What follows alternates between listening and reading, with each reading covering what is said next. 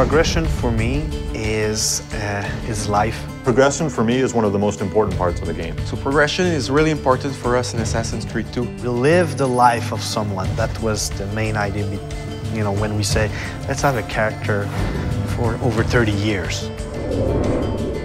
We really want the player to feel the same emotion that the character has throughout his quest to avenge his family.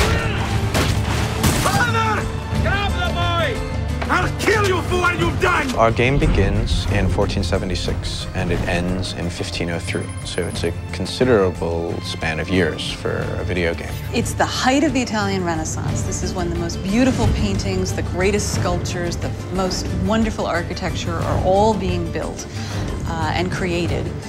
And at the same time, it's a period of political intrigue and drama and violence as well. What do you want, Fieri? So many things.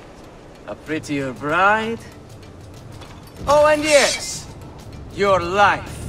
There was a lot of really sparks of energy and interesting ideas that happened during that period. We also want our character to go through a change. I think the mission structure is completely compatible to the time span that we want to cover. In the sense that it allows us to have some flexibility and really focus on the most poignant events that happen in history and in Ezio's life throughout his progression. Throughout the game, he's going to encounter people. I was hoping you could help me with something. He will have friends that will teach him abilities. He will be taught fighting by his uncle. He will learn a few skills from the different groups of different factions in the crowd. I'm going to teach you how to survive. He'll also learn by himself a few tricks.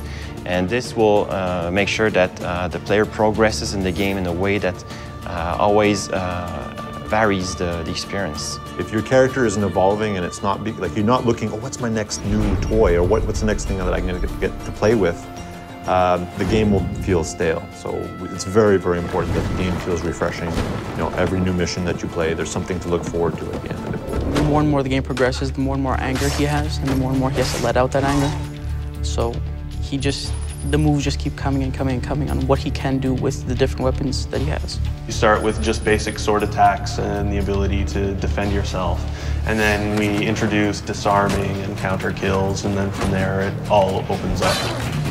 The player will be requested to actually buy some of his gear.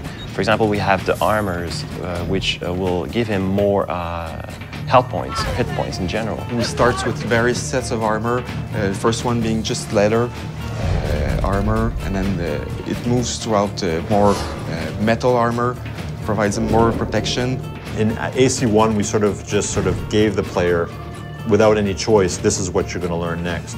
Whereas in AC2, the player has much more choice. Since such a large part of Ezio's story is him, you know, answering the question, who am I and what am I doing here and what's my purpose? You can't answer that question in a year or two. You know, it takes the span of almost his entire life.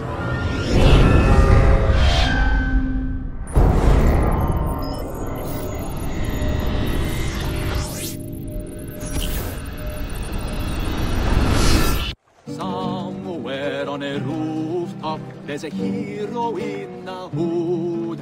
Fear him not, lest you who have sinned, for his cause is good.